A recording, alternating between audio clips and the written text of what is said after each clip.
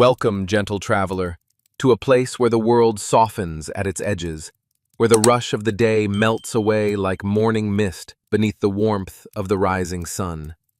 Tonight, let the weight of everything you've carried slip from your shoulders, easy as sand falling through open fingers. Let your breathing find its natural rhythm, slow, deep, effortless, as the evening wraps itself around you in layers of peace, soft as the finest wool, warm as candlelight against winter windows. Close your eyes if you wish, or let them rest half open, gazing at nothing in particular. There is no hurry here. Time moves differently in this gentle space we're creating together. Each moment stretches long and comfortable, like a cat in afternoon sunshine, like clouds drifting across an endless summer sky. Tonight's story comes from the edge of the world, where land meets sea in a dance as old as the earth itself. It is whispered by waves that have kissed 1,000 shores, carried on salt winds, that know the secrets of distant horizons.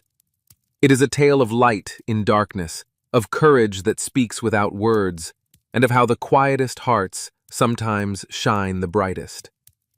Picture, if you will, a coastline where cliffs rise tall and proud from churning waters below. Feel the cool evening breeze on your skin, gentle and persistent, carrying with it the scent of salt and seaweed, of distant rain and ancient stone. Hear the rhythm of waves far below, that eternal song of the ocean, crash and whisper, steady as a heartbeat, constant as breathing. And there, at the very edge of the cliffs, standing sentinel against the darkening sky, rises a lighthouse. Tall and white, it stands alone, its tower reaching upward like a finger pointing to the stars, like a prayer made of stone and hope. This is where our story begins. This is where we meet a soul unlike any other. Let your mind settle into this place, gentle as settling into the softest bed, comfortable as coming home after a long journey. Breathe slowly. Let the story carry you, and drift. The lighthouse keeper's name was Thomas, though few in the nearby village remembered it anymore. They called him the Silent Keeper, and they said this not with cruelty, but with a kind of wondering respect, the way one might speak of the mountains or the stars, things that simply are, steady and unchanging, requiring no explanation. Thomas had not spoken a single word in 20 years. Some said it was grief that stole his voice. Others whispered of a promise made or a curse received. But the truth, as truths often are, was simpler and deeper than any tale the villagers invented. Thomas had simply awakened one morning to find that words had left him, slipping away in the night like guests departing after a long visit, and he discovered he did not miss them. For what need had a lighthouse keeper for words? The light spoke for him.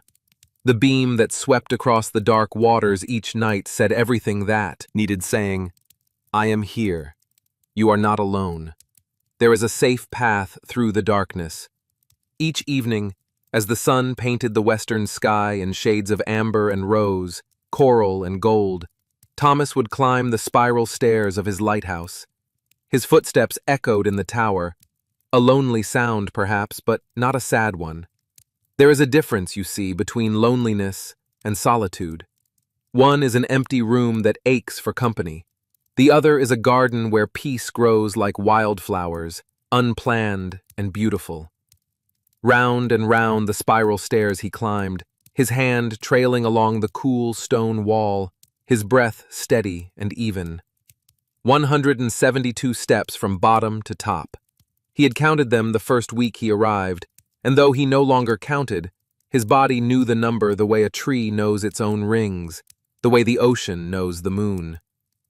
At the top, in the lamp room where the great Fresnel lens caught and multiplied the light from a single flame into a beam that could be seen, for 20 miles across the water, Thomas would perform his evening ritual.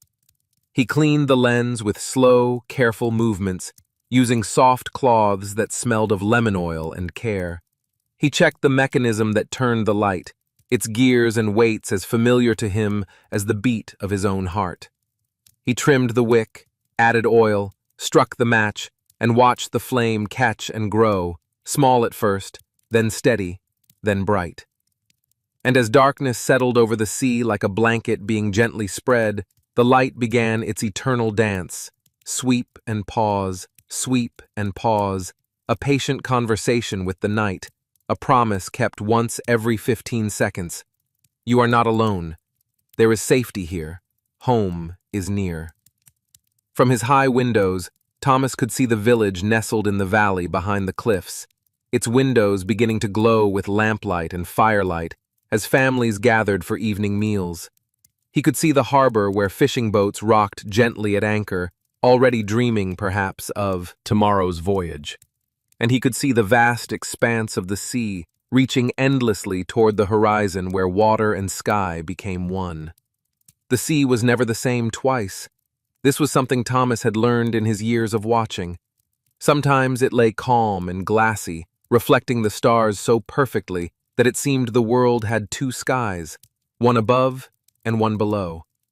Sometimes it rolled in great swells that looked like mountains traveling, slow and majestic, toward distant shores. Sometimes it danced with whitecaps, playful and wild, like a child who has spun in circles until dizzy with joy. And sometimes, when storms came, the sea transformed into something else entirely. A beast, some might say. But Thomas did not think of it that way. To him, the stormy sea was simply the ocean expressing itself fully, holding nothing back, honest in its power the way lightning is honest, the way thunder speaks truth. On this particular evening, as autumn began its slow turn toward winter, the sea lay calm. The sunset had faded to twilight, that magical time when the world is painted in shades of blue and silver, when the first stars appear like shy guests arriving at a party, tentative and beautiful. Thomas settled into his chair by the lamp room window, a cup of chamomile tea cooling between his hands. The warmth seeped into his palms, gentle and good. He sipped slowly, tasting honey and herbs, tasting peace. Below, the light swept its faithful circle. Above, the sky deepened from azure to indigo to the rich velvet of true night. This was his favorite time, the quiet hour, the space between day and night when the world paused to breathe, when everything that had been busy grew still, when everything that had been loud became soft. He did not feel lonely in his silence. The lighthouse was never truly quiet.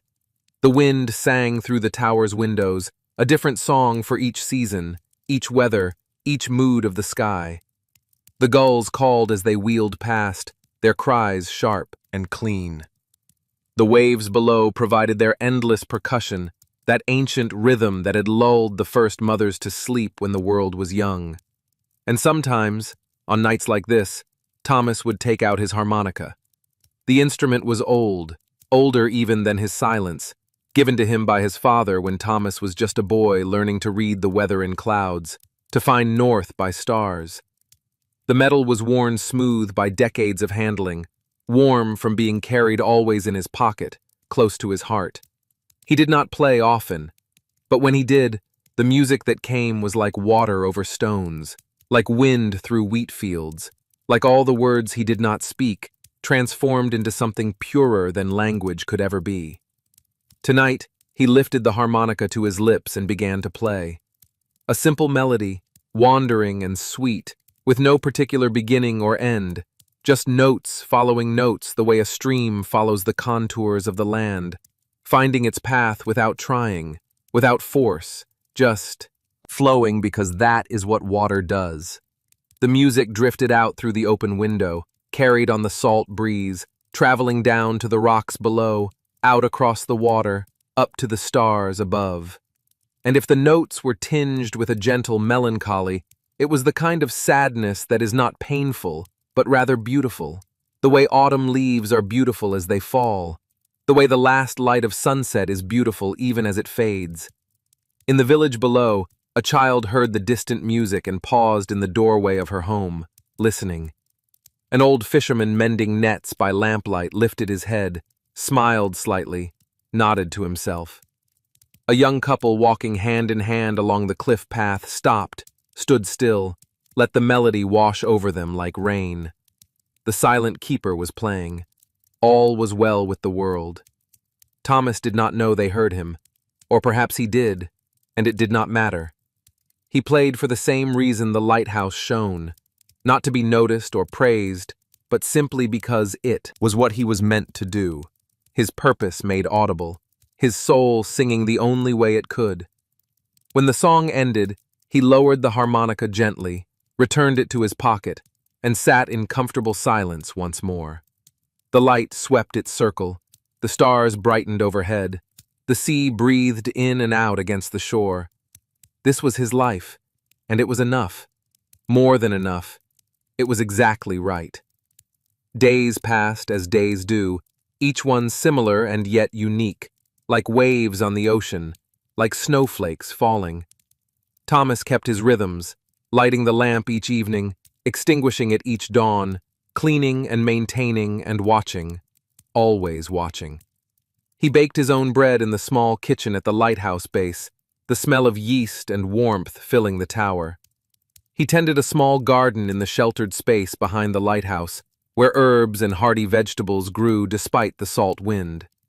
He walked the cliff paths, noting changes in the weather, changes in the season, the slow wheel of the year turning as it always had, as it always would.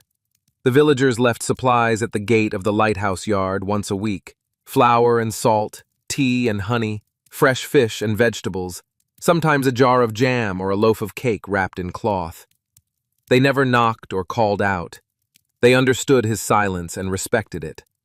They left their offerings and departed quietly, and Thomas would find them and nod his thanks to the empty air, knowing somehow that the gratitude reached those who needed to receive it. There was a young girl from the village named Clara, who sometimes came to the lighthouse gate. She never tried to enter, never called out, but she would sit on the stone wall outside and draw pictures with sticks of charcoal on pieces of paper she brought in a satchel. She drew the lighthouse, over and over, from different angles, in different lights. Sometimes she drew the sea, sometimes the gulls, sometimes just the sky with its ever-changing clouds. Thomas would watch her. From the tower window, this child of perhaps 8 or 9 years, with dark hair that the wind loved to tangle, and a serious expression as she concentrated on her art. He did not approach her, did not wave or make his presence known, but he saw her, and he understood something about her that perhaps even she did not yet understand. That she too was learning to speak in ways other than words, that her drawings were her lighthouse beam, her way of saying, "I am here, I see beauty, I want to capture light." One afternoon, he found one of her drawings tucked beneath a stone at the gate, a picture of the lighthouse with a figure standing in the lamp room window, and from the figure's hands streamed musical notes, drawn as little birds flying out over the sea. He carried the drawing inside carefully, as if it were made of spider silk, and placed it on the table where he took his meals, where he could see it, and remember that even silence can be heard, even solitude can be witnessed, even a life lived quietly can matter to someone. Autumn deepened. The winds grew colder, sharper, carrying the promise of winter in their bite. The days shortened. The sea changed its colors, from the blue-greens of summer to the steel grays and slate blues of the approaching cold months. Flocks of birds migrated south, their V formations writing messages across the sky in a language older than human words. Thomas prepared for winter as he always did. He checked the lighthouse stores, ensuring he had oil enough for the lamp through the long, dark months ahead. He reinforced the shutters on windows that faced the worst of the northern gales. He gathered extra firewood, stacking it neatly in the shed where it would stay dry. He harvested the last of the garden vegetables and hung herbs to dry in the kitchen, their scents, sage and thyme, rosemary and mint, filling the space with summer memories. And then, one evening in late November, as the last golden light drained from the western horizon and the first stars appeared sharp and cold as ice crystals, Thomas noticed something. A ship. Far out on the darkening sea, just visible against the line where water met sky, a ship was sailing. This was not unusual. Many vessels passed this coast, following the trade routes that had been sailed for centuries, carrying goods and passengers from port to port, their navigation guided by lighthouses like his, those faithful sentinels that marked the edges of the land. But there was something about this ship that made Thomas pause, made him lean closer to the window, his breath fogging the cold glass.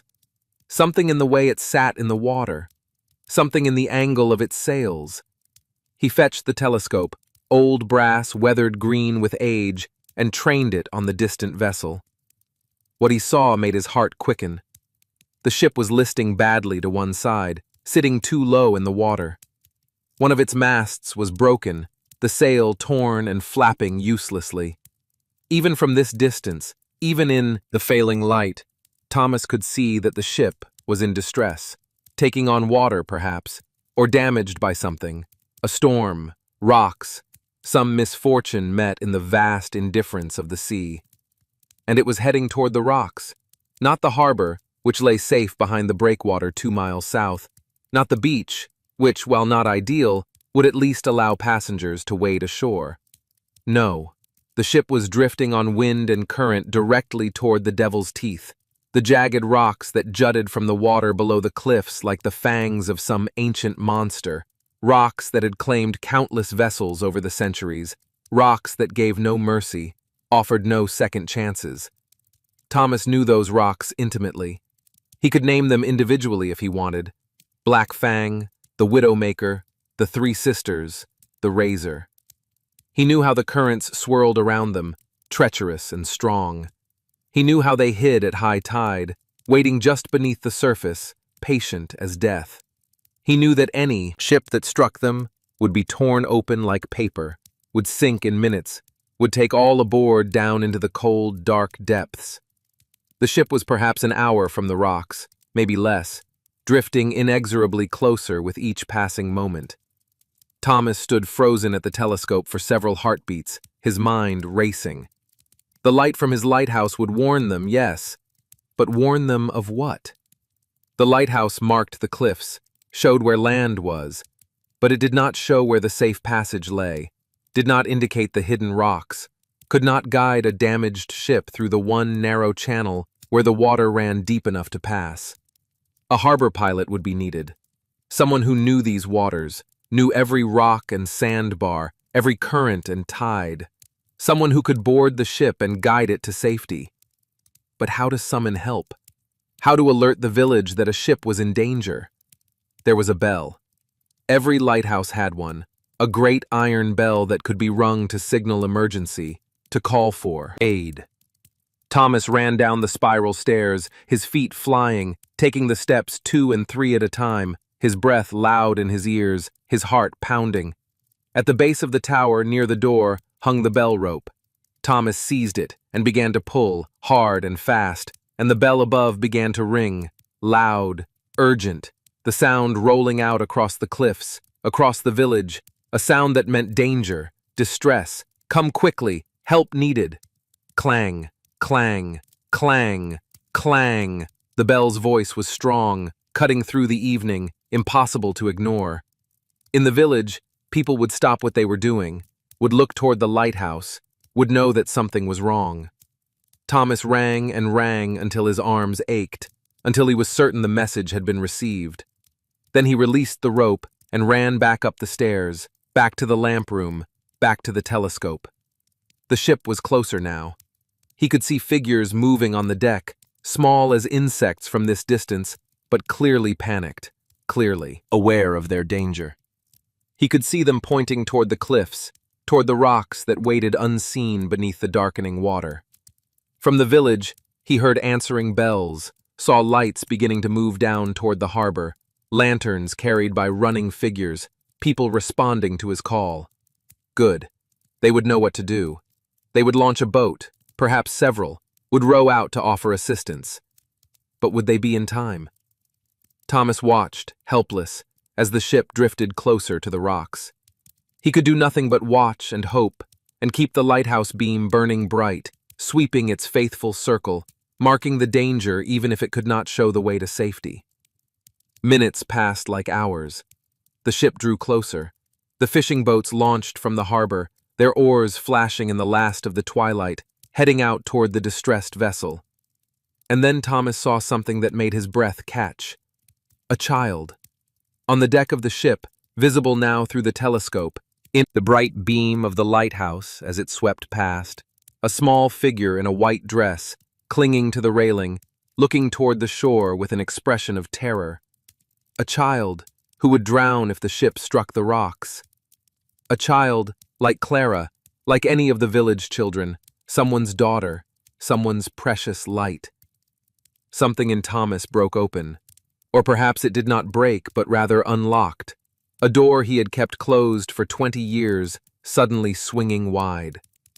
The sight of that child, that small, frightened figure, reached through all his carefully maintained silence, through all his peaceful solitude, and touched something deeper than words, more fundamental than language. He could not let her die. He could not stand here safe in his tower and watch a child go down into the cold sea. He could not. Not this, not tonight, not ever. Before he could think, before he could hesitate, Thomas was moving. Down the stairs, out the door, across the rocky ground toward the cliff edge. Wind pulled at his clothes, cold and sharp. The sound of the sea below was loud now, crashing against rocks, that eternal percussion suddenly ominous, threatening. At the cliff edge, a path led downward, steep and dangerous, used by the old lighthouse keepers to access the rocks at low tide for maintenance and repair. Thomas had climbed it before, though not in darkness, not in haste.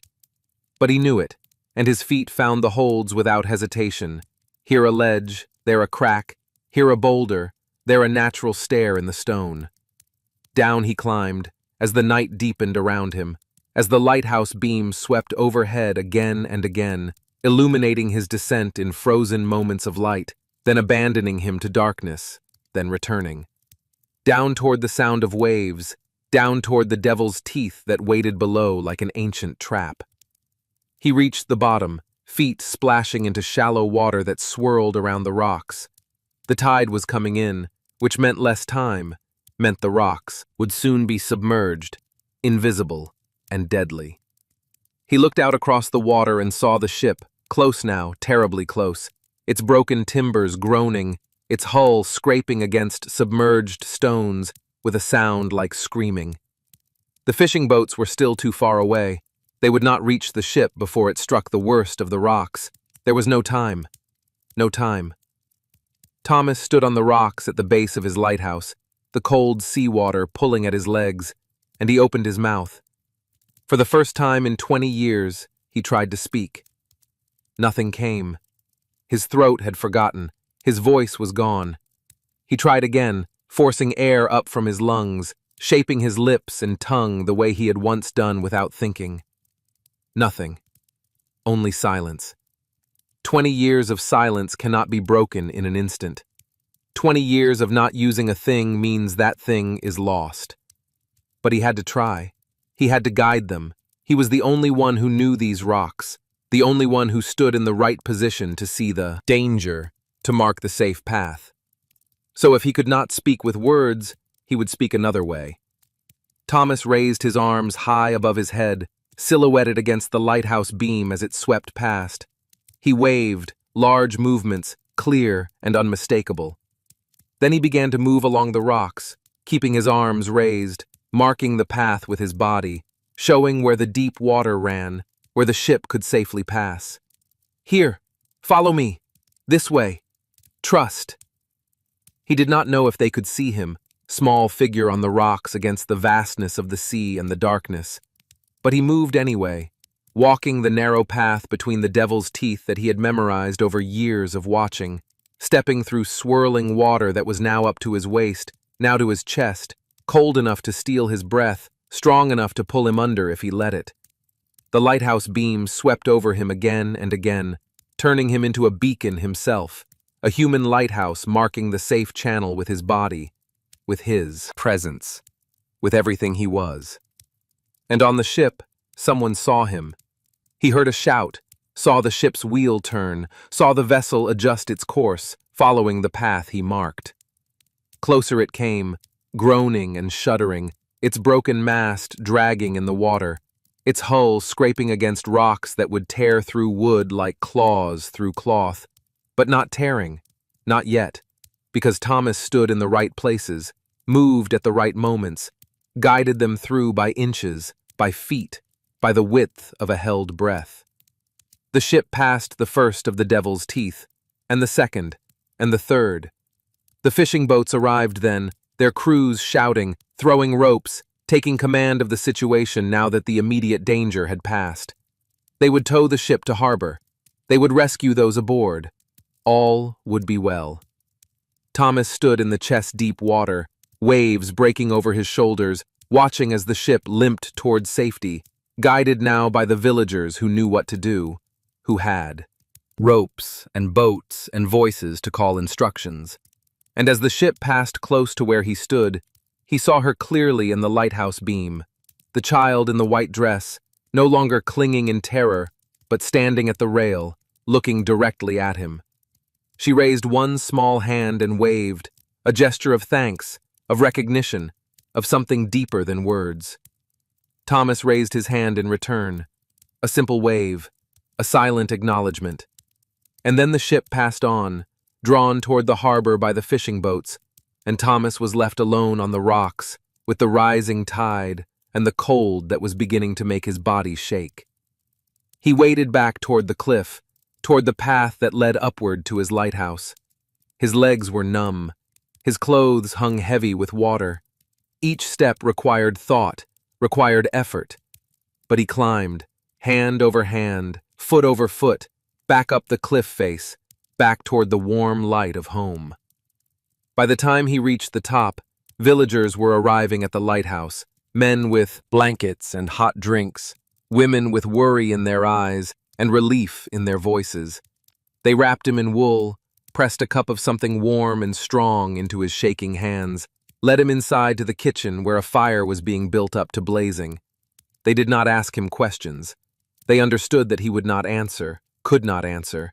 But their actions spoke volumes. You are a hero. You saved them. Well done. Thank you. Clara was among them, the young artist, and she looked at Thomas with eyes that understood, that saw not a strange, silent man, but someone like her, someone who communicated differently, someone whose silence was not emptiness, but rather a different kind of fullness. The villagers stayed until they were certain Thomas was recovering, until his shaking stopped and color returned to his face. Then, respecting his solitude as they always had, they departed, leaving him to his quiet tower, his faithful light, his life of service and peace. Thomas climbed the spiral, stairs one more time that night, back to the lamp room where the light still burned, still swept its circle, still kept its promise to the dark. He stood at the window and looked out over the water, over the rocks that had claimed so many but tonight had been cheated of their prey, over the harbor where the rescued ship now rested safe at anchor.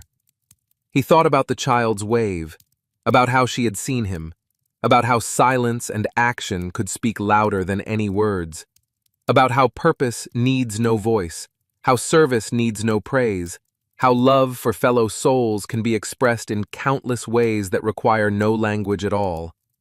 And he smiled, alone in his tower, at peace with his silence, at home in his solitude.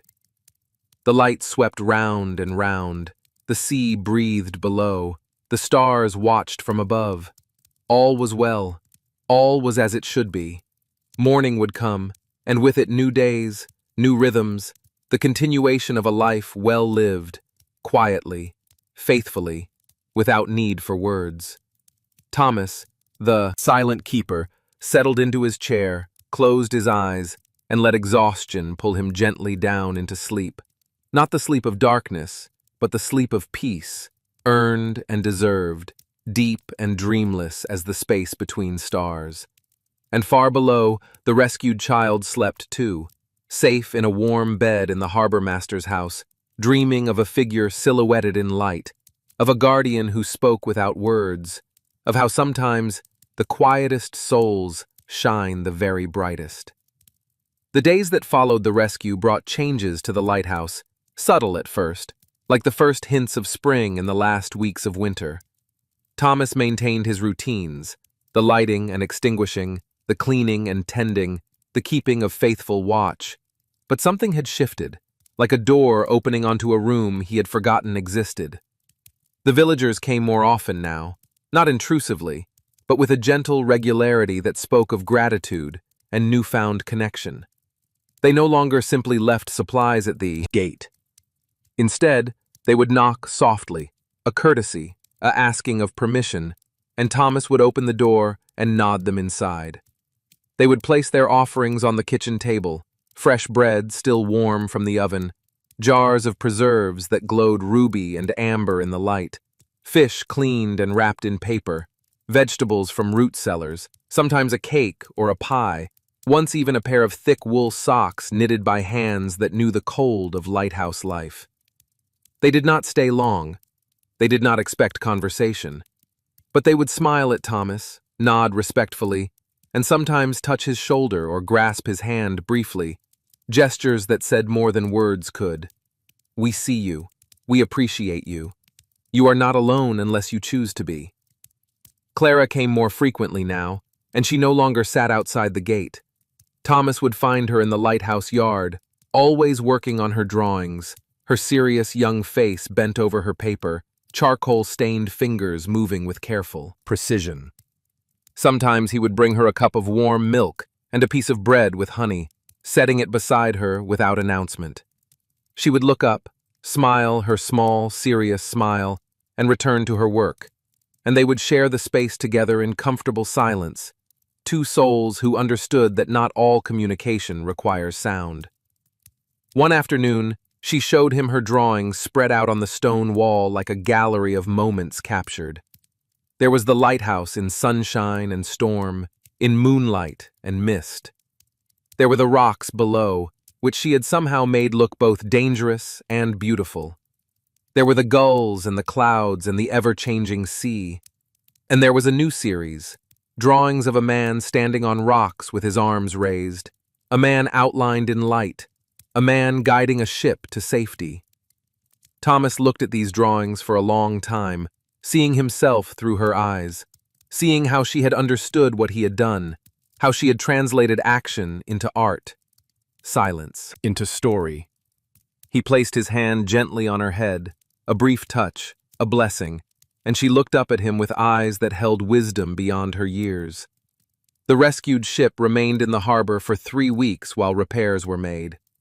Thomas would watch from his tower as carpenters worked on the broken mast, as sailmakers stitched torn canvas, as the vessel was gradually restored to seaworthiness.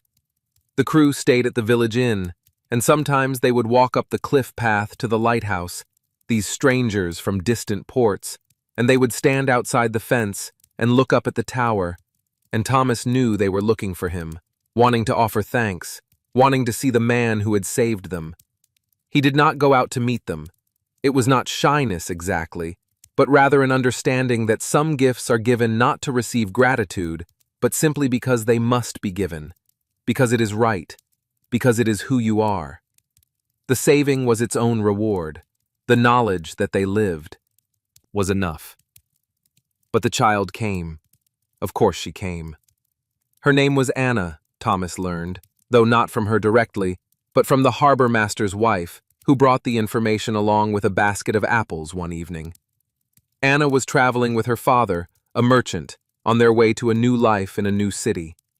The storm that had damaged their ship had also taken her mother, swept overboard in the chaos, lost to the sea before anyone could react, one moment there and the next gone, leaving behind only grief and a child who suddenly understood how quickly everything you love can disappear. She hasn't spoken since, the harbor master's wife said softly, adjusting her shawl against the evening chill. Not a word, just silence. The father's beside himself with worry. The doctor says there's nothing wrong with her physically. It's the shock, the grief. They think her voice will return with time, but who can say? Sometimes the heart takes what it needs to protect itself. She looked at Thomas with eyes that held knowledge and understanding. He asked if she might visit you. The father, I mean. He thinks, well, he thinks you might understand her, in a way others can't. Two souls who choose silence, perhaps. Or perhaps he just wants her to meet the man who saved her life, to thank you properly. Thomas had nodded slowly. Yes, let the child come. And so, one crisp December afternoon, when the sun hung low and golden in the southern sky, and frost sparkled on the grass like scattered diamonds, Anna came to the lighthouse. She was smaller than she had seemed on the ship, more fragile, a wisp of a girl with dark hair pulled back in a simple braid and enormous brown eyes that had seen too much, too soon. She wore a dark blue dress and a woolen cloak, and she held her father's hand tightly as they walked through the lighthouse gate. The father was a tall man, thin and bent with grief, his face lined with worry and exhaustion. He spoke for both of them, his voice hoarse with emotion. We needed to thank you, to see you. What you did, you saved us, you saved her. I have no words adequate. He trailed off, and in the silence that followed, Anna let go of his hand and walked toward Thomas. She looked up at him, this child who had lost her voice to grief, just as he had lost his to what? To choice, to necessity, to the slow accumulation of years when words seemed less and less necessary, less and less true. And then she did something unexpected. She reached out and took his hand, her small fingers wrapping around his weathered palm, and she tugged gently, a question without words. Will you show me? Thomas understood. He nodded and began to walk, leading her toward the lighthouse door, and the father followed at a respectful distance, understanding that this moment belonged to his daughter and the Silent Keeper, that some conversations happen in spaces beyond language. Thomas showed Anna the lighthouse from bottom to top. He showed her the supply rooms with their neat rows of lamp oil and cleaning supplies, their tools and spare parts, everything organized and cared for. He showed her the kitchen, with its simple stove and wooden table, its shelves of preserves and dried herbs. He showed her the small bedroom where he slept, with its narrow bed and single window that looked out over the sea. And then he led her up the spiral stairs, all 172 steps, their footsteps echoing in the enclosed space, around and around, climbing toward the light. Anna climbed steadily, not complaining, not tiring, as if the act of climbing was itself a kind of meditation, a moving prayer. At the top, in the lamp room with its magnificent lens and its windows on all sides, Thomas showed her how the light worked. He demonstrated how the lens was cleaned, how the mechanism was wound, how the flame was tended. And as the afternoon light began to fail and the time for lighting approached, he let her watch as he performed his evening ritual, the daily transformation of fuel and fire into guidance and hope. When the flame caught and grew, and the lens began to multiply that light into a beam that swept across the darkening waters, Anna's face transformed. Wonder replaced grief, if only for a moment. Her eyes followed the light as it made its circle, out across the sea, across the rocks where Thomas had stood that night, across the horizon where water met sky. And then she looked at Thomas with an expression of such understanding, such recognition, that he felt something in his chest tighten and release, like a knot finally coming undone. She understood. She understood that this was his voice, his way of speaking to the world. The light was his language, steady and faithful, asking nothing, offering everything. A beacon in the darkness, a promise kept, a vigil maintained. She understood because she, too, was learning that silence could be a form of communication, that there were ways to exist in the world without words, that sometimes grief or peace or purpose took away your voice but gave you something else in return, a different way of being, a deeper way of seeing. They stood together at the window as darkness fell completely and stars began to appear, scattered across the sky like salt spilled on dark cloth. The beam swept its endless circle. The sea breathed below. and two souls who could not speak found a communion deeper than conversation, a connection that required no language because it was built on something more fundamental: shared understanding, mutual recognition, the knowledge that you are not alone in your silence, that others walk similar paths, that there are many ways to be human, many ways to matter, many ways to speak. After a time, the father climbed the stairs and stood at the entrance to the lamp room, waiting patiently, not interrupting. When Anna finally turned from the window, she looked at Thomas one more time, and she did something that made his eyes burn with unexpected emotion. She placed her hand over her heart, then extended it toward him, palm out, a gesture of gratitude, of respect, of soul recognizing soul. Thomas returned the gesture, his rough hand over his own heart, then extended toward her. The ritual complete, the understanding sealed. As they descended the stairs, as the father thanked him again with tears in his voice, as they walked back down the path toward the village in the twilight, Thomas stood in his doorway and watched them go.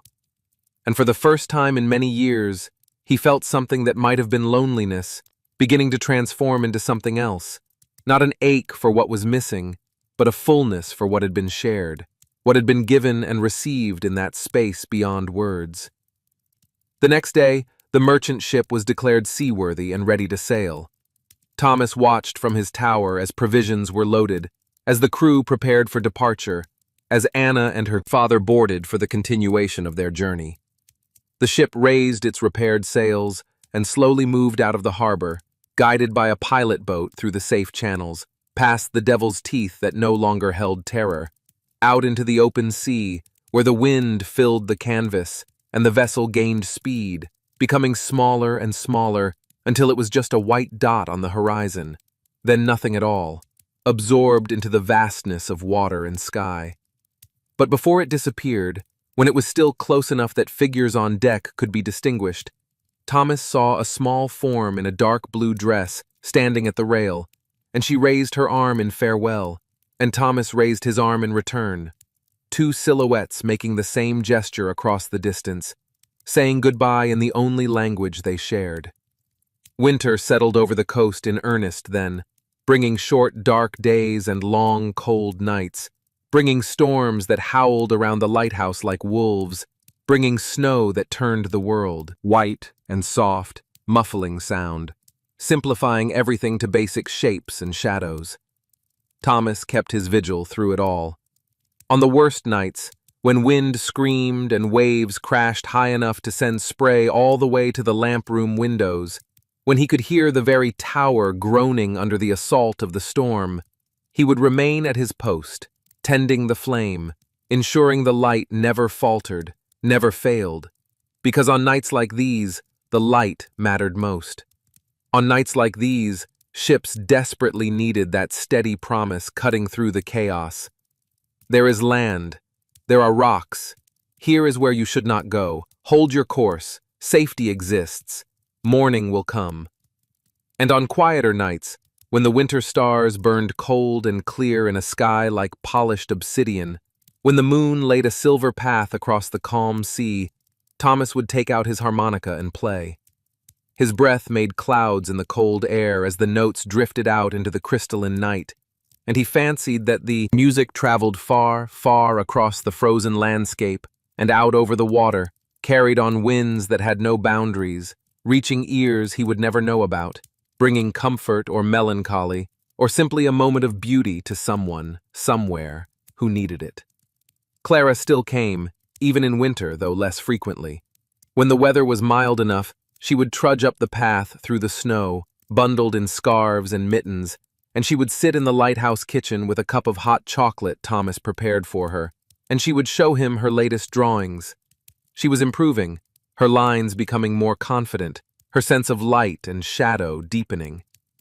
Thomas could see the artist she would become, someone who captured not just the appearance of things, but their essence, their emotional truth. One afternoon she surprised him. She had been sitting quietly, working on a drawing of the lighthouse in snow, when she suddenly spoke. Her voice was hesitant, barely above a whisper, as if she was afraid speaking would break something fragile. My mother says you used to talk, before, a long time ago. Thomas looked at her, waiting, his expression gentle.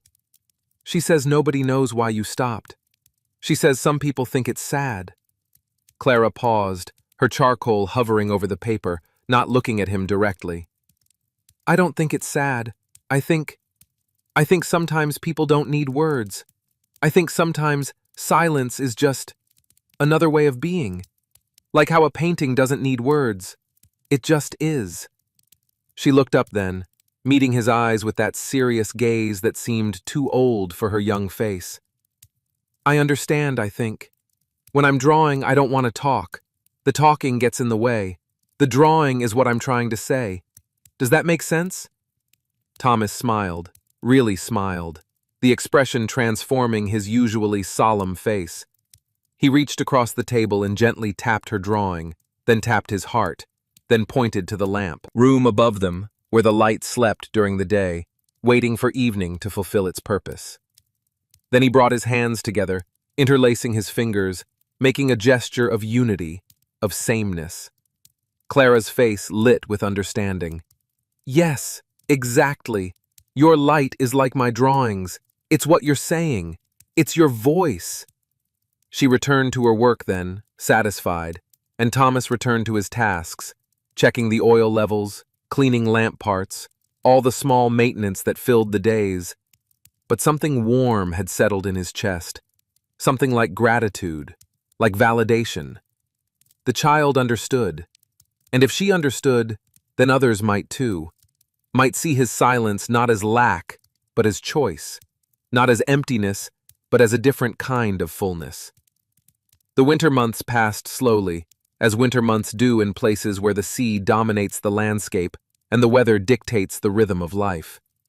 There were storms and calm periods, snowy days and clear ones, times when the world was so still it seemed to hold its breath, and times when the wind roared with such fury that it seemed impossible anything could stand against it. But the lighthouse stood, and the light shone, and Thomas kept his watch. He did not know it yet, but his life was about to change again. Not dramatically, Thomas's life was not one of drama, but meaningfully, in the way that small seeds grow into trees, in the way that single snowflakes accumulate into transformative drifts. In early spring, when the ice began to break up in the harbor and the first brave flowers pushed through the thawing earth, a letter arrived. It was brought by the postmaster, who made a special trip up to the lighthouse, unusual enough that Thomas knew immediately something significant had occurred. The letter was from Anna. The postmaster watched with curious eyes as Thomas opened the envelope, but he was too polite to ask questions. He simply waited, and when Thomas looked up and nodded his thanks, postmaster tipped his hat and departed, leaving Thomas alone with the letter and its contents. The handwriting was careful, the letters formed with the painstaking precision of a child still learning to master the written word. But the message was clear. Dear Keeper of the Light, we arrived safe in our new city. Father has opened his shop and I go to school now. The city is loud and crowded, and sometimes I miss the sea and the sound of waves. I wanted to tell you that I spoke again. 3 weeks after we left your lighthouse, I woke up one morning and my voice had come back, like a bird that flew away and then returned. Father cried when he heard me speak. He was so happy. I think watching your light helped me. I think understanding that silence can be a choice helped me. I was ready to speak again, and so I did. I draw pictures of the lighthouse sometimes. I draw you standing on the rocks with your arms up, showing the way. My teacher says I am good at art. She says I have a gift for capturing light. Thank you for saving us. Thank you for showing me that there are many ways to be.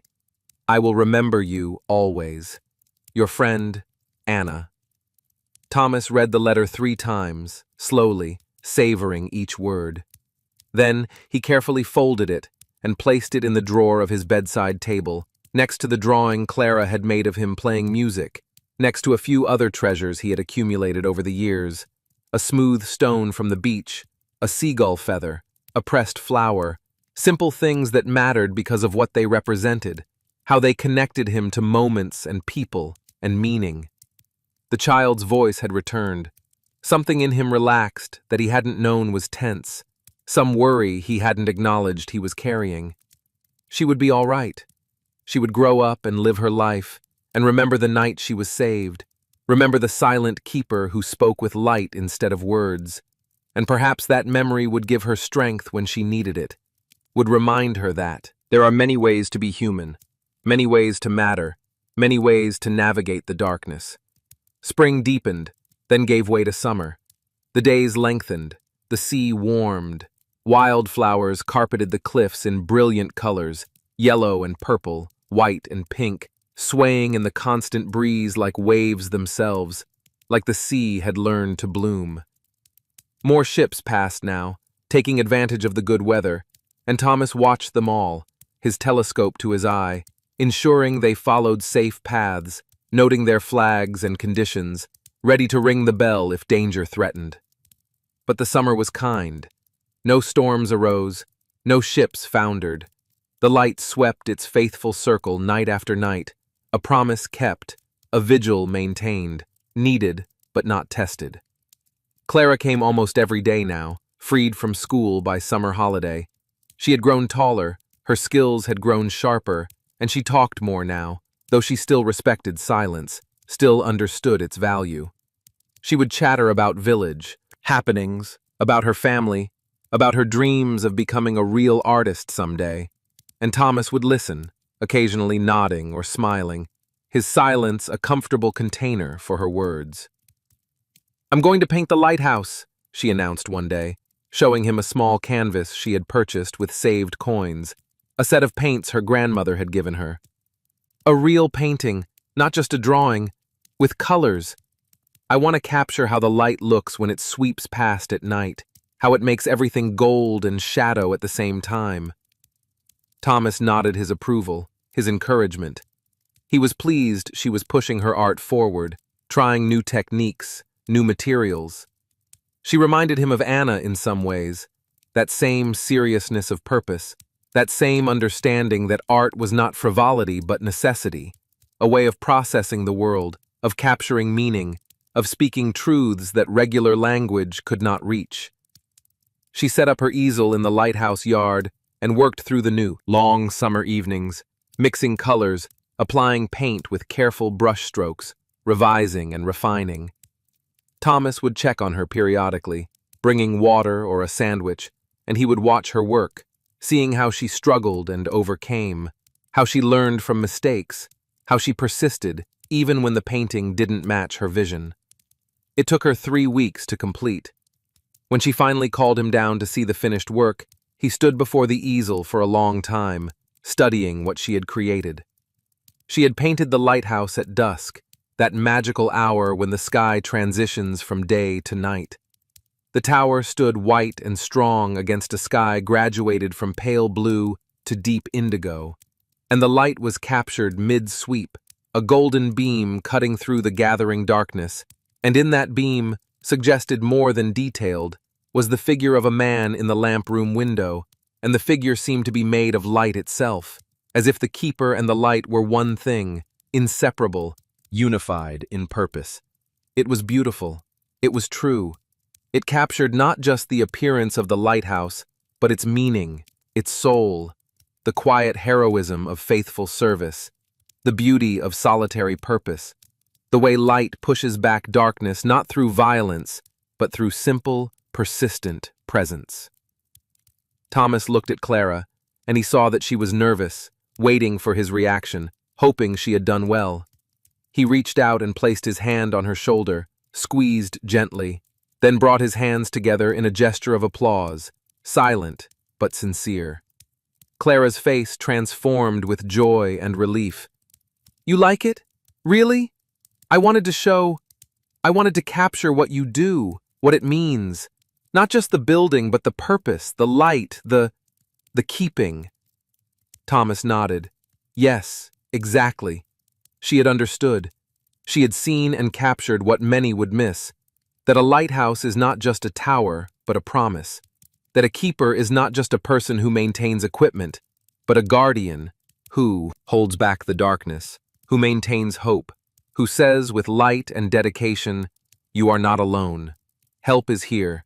There is a path through." He gestured toward the painting, then toward the village below. A question. "What will you do with it?" Clara understood. "I'm going to enter it in the county fair. There's a prize for youth artists. The winner gets money for art supplies and their painting displayed in the town hall for a year." She hesitated. "But if I win, I want you to have it. I made it for you, really, to say thank you for letting me come here, for understanding me, for being—" she struggled for words, "for being someone who shows that silence is okay, that being different is okay, that there are many ways to matter." Thomas felt that tightness in his chest again, that emotion that had no name but felt like gratitude and affection and bittersweet joy all mixed together. He nodded. He would be honored to have her painting, win or lose. It would hang in his lighthouse, in the kitchen perhaps, where he could see it every day, where it would remind him that he was seen, that his life mattered, that his choice to serve quietly was understood and valued. The summer continued its slow, warm passage. Ships sailed by. The light burned every night. The days blurred together in the way that peaceful days do, each one similar but somehow unique, like the waves Clara painted, like the light sweeping its eternal circle. And then, one evening in late August, as the summer began its slow fade toward autumn, and the light had already taken on that golden quality that speaks of endings and transitions, Thomas had a visitor. He heard the footsteps on the path before he saw the figure, measured steps, the walk of someone who had traveled far and was tired but determined. He went to the door and opened it, and standing in the evening light was a man he didn't recognize, middle-aged, well-dressed, carrying a leather satchel. The man stopped at the gate, uncertain. "Mr. Thomas? Thomas Hartley? The lighthouse keeper?" It had been so long since Thomas had heard his full name that it sounded strange, like a word in a foreign language, familiar but distant. He nodded. Yes, that was him, or had been, maybe still was, underneath the silence and the solitude and the years. The man's face showed relief. "Thank God. I've been searching for you for months. My name is William Sterling. He paused, took a breath. "I'm your brother." The world seemed to stop, or perhaps it was only Thomas who stopped, frozen in the doorway, his mind struggling to process words that made no sense, that couldn't be true, that opened doors he thought had been sealed forever. Brother. He had a brother. He had almost forgotten. It had been so long, 30 years? More? They had parted in youth, gone separate ways, lost contact gradually, then completely, the way families sometimes do when distance and time and different choices create chasms that seem impossible to cross. William saw the shock on Thomas's face and spoke gently. "I know it's been a lifetime. May I come in? I heard you don't speak anymore. That's all right. I have enough words for both of us." Thomas stepped back, opening the door wider. They sat in the kitchen, and William began to speak. He told of his life, marriage, children, the years that had passed. Then he spoke of why he had come. "I'm dying," he said simply. 6 months, perhaps a year. I wanted to see you before I go. I wanted to say, I'm sorry." Thomas reached across the table and took his brother's hand, squeezed it firmly. "I remember too. I'm glad you came." William's eyes filled with tears. "Thank you. I was so afraid you'd turn me away." Thomas led his brother up the spiral stairs, showing him the lighthouse. In the lamp room, William watched Thomas perform his evening ritual, understanding that he was witnessing something sacred. When the light began its sweep, William said softly, "You've built a good life here, Thomas. A meaningful life. I'm proud of you." Thomas felt those words settle into his chest. Proud. His brother was proud of him. William stayed for 3 days. They communicated through gestures and presence, bridging 30 years of silence. Before leaving, William asked, "Will you come visit me? Before the end, I'd like my children to meet you. Thomas hesitated. Leave the lighthouse? But William smiled gently. You've earned a journey, Thomas. The light will still shine. Please. Thomas nodded slowly. Yes, I will come. After William left, Thomas stood in the lighthouse yard, watching the stars appear. Change was coming, not destruction, but expansion. A reminder that you could be both solitary and connected, both keeper and brother. Thomas arranged for a temporary keeper and packed for his journey. The villagers gathered to see him off, touching his hand in blessing as he passed. He looked back once at the lighthouse, white and faithful, before the cart carried him away. William's family welcomed Thomas with gentle warmth. He spent 3 weeks there, part of daily rhythms he'd forgotten, shared meals, conversations that included him though he didn't speak, the sense of belonging to something larger. William grew weaker each day, but faced it with grace. One evening, the brothers sat together watching fireflies. You've lived a remarkable life, brother, William said. You've been a light in the darkness. I'm proud of you. Thomas squeezed his brother's hand. They sat in firefly-lit darkness, 2 old men who had found each other just in time. William died 3 days later, quietly, in his sleep. Thomas stayed for the funeral, his presence speaking what words could not. I was here. I knew him. I loved him. William's children offered Thomas a room, a place in their family, but Thomas knew his place was on the cliffs, in the lighthouse. He accepted their love while declining to stay, understanding that connection and solitude were not opposites. When Thomas returned, the lighthouse came into view, white and tall and waiting. He felt something in his chest release. Home. That evening, Thomas lit the lamp with ceremony. The beam swept across the darkening waters. I am here. You are not alone. Safety exists. Light endures. The years continued. Thomas kept his lighthouse, maintained his silence, but also wrote letters now to family. He welcomed Clara as she grew into an artist. The lighthouse stood. The light shone. Each day a gift, an opportunity to serve. Sometimes, on quiet nights, Thomas would play his harmonica.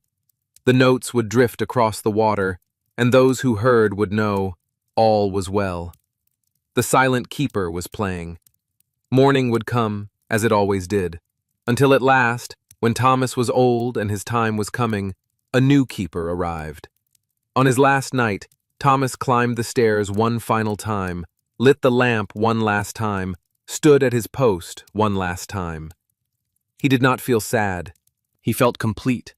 He had served well and faithfully. He had been a light in the darkness. As dawn approached, Thomas descended for the last time. He taught the new keeper the rhythms, the rituals, the love. Then, with one last look at the lighthouse, he walked toward the village, toward rest, toward whatever came next. Clara was waiting. Together they walked toward her house, where a room was prepared. And in the lighthouse behind them, the light continued. A beam sweeping across the darkness, a promise kept. I am here. You are not alone. There is a path through. Light endures.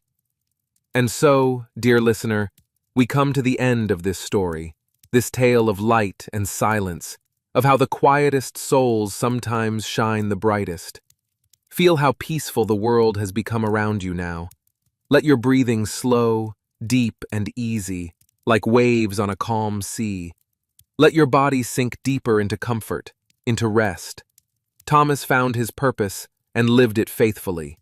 You too have a purpose, a light to share. Tomorrow, you will remember this. But for now, just rest. Just breathe. The lighthouse stands in your dreams now, its light sweeping across the darkness of sleep, promising safety, promising peace. Let that light guide you down into deep rest, into healing sleep where nothing can harm you. Breathe slowly. Each breath carries you deeper. Each exhale releases you further. Floating now, like a boat on calm water, rocking gently, held by the sea, held by peace. Sleep now, gentle soul. The watch is kept. The light shines. All is well. Morning will come when it needs to. For now, there is only darkness and peace, comfort and rest, the gentle drift into sleep as soft as love itself. The lighthouse beam sweeps one more time across your consciousness, and then you slip beneath the surface of waking, down into deep sleep, where dreams wait like patient friends, where rest restores, where nothing is asked except to be, to breathe, to sleep. Good night, dear listener. Sleep well. Sleep deep. The silent keeper watches over you. The light never fails. All is well. Sleep.